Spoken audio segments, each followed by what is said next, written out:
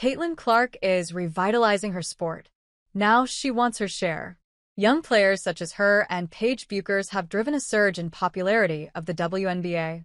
The fight is on for a slice of the league's success. Wem Pryor, an Australian living in Brooklyn, barely hesitated when his beloved basketball team, the New York Liberty, doubled season ticket prices this year. The Liberty were reigning champions, and in the U.S. Women's League, he had found a buzzing, inclusive community, elite sportsmanship, and very fun nights out. I would have said I was an NBA fan until now, but my level of WNBA fandom is far exceeding that, says the 40-year-old, who is an executive at an education technology company. They're twice as fun to watch and play twice as hard. Besides, he knew he could pay back almost a quarter of the $2,500 $3,847 season cost by reselling just one ticket, when league phenomenon Caitlin Clark and her team, the Indiana Fever, were in town. After a breakout as a college star, Clark, 23, has driven a sharp resurgence of interest in the WNBA. The point guard with unparalleled playmaking vision and a freakish ability to drop long-range three-point shots was the first draft pick in 2024. During that season, the WNBA reported a 48% rise in game attendance, a 601% surge in merchandise sales, and record viewership. The spiking popularity also helped the league lock in a $2.2 billion 11-year broadcast deal with Disney, NBC Universal, and Amazon. Now, the players want their share and have made a debate over pay the defining issue of the 2025 season. They have walked away from their current pay agreement to seek a greater share of a growing pie. Where the hard-fought negotiations end up could provide a blueprint for equality seekers in other sports. On average, WNBA players get a salary of $102,249, according to Spotrac. For a growing number of Australians in the league, such as Sammy Whitcomb, Easy Eye Magbegor, and Jade Melbourne, that's just below the $105,500 that Opal's legend Lauren Jackson was paid in 2012 at the end of her stellar WNBA career. These days, the top 15 or so WNBA players command $200,000 to $250,000, and teams must fit inside a salary cap of $1.50 million. The scales are more dire for early career ballers. Clark, in the second year of her 4-year rookie contract, receives just $78,066, $120,000. Paige Bueckers, the #1 pick this year, who is also capitalizing on an extraordinarily popular college stint, takes home $78,831. Compare that to Australian Tyrese Proctor, picked 49th in this year's men's draft, who walked into a $3.4 million 4-year contract with the Cleveland Cavaliers. The men's league, with average salaries of $10 million, brings in many more billions in ticket sales and broadcast revenue, which top female players acknowledge.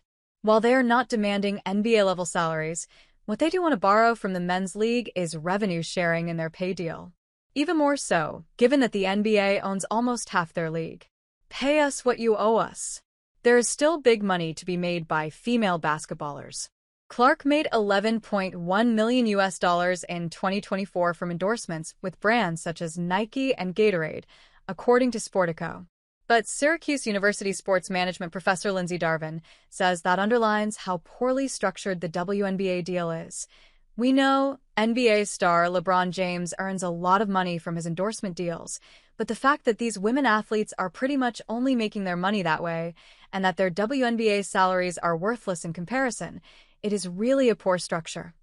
Despite a viral protest from players who wore t-shirts emblazoned with "Pay us what you owe us" at the annual All-Star Game in July, the WNBA is resisting their demands, claiming it cannot afford them.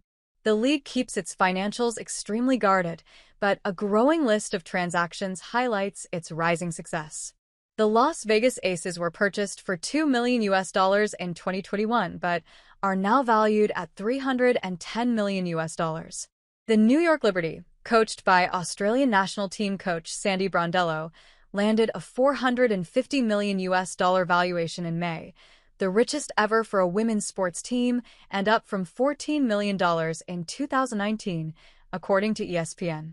Darvin says the WNBA has failed to capitalize on popularity spikes before, but social media has made fans stickier, and she sees signs the league has learned it needs to promote star athletes over teams. Around Clark, fans have latched onto reality TV-style narratives, she says, including her supposed rivalry with another college star, Angel Reese, and ongoing claims that referees are exposing her to rougher play than others. It's these things that people tune in for because of the drama of it, right? Darvin says, that's what people like to see. That's what people crave. Ironically, in Clark's sophomore season, she has been limited to 13 of the Fever's 30 games due to injury. It could not have happened at a worse time for the WNBA, while her peers seek better pay. Ticket prices for a June game between Clark's Fever and Reese's Chicago Sky dropped 71% when Clark pulled out due to injury, according to Front Office Sports. Clark was also ruled out of the Liberty game that Pryor and partner Eamon Campbell sold their tickets for, but their response proves Darvin's point about the WNBA's growing loyal fan base. We got floor seats for the same price that we sold our tickets for, Pryor says. We had a blast. Hey friends, if you enjoyed this video, don't forget to give it a like. Got a question, opinion, or suggestion? Drop a comment below. I read all of them, and I often feature interesting ones in my next videos. And most importantly, for more exclusive boxing highlights and celebrity news, make sure to subscribe to the channel and hit the notification bell so you never miss an update. Your support helps us grow and keep bringing you awesome content. See you in the next video. Stay safe and take care.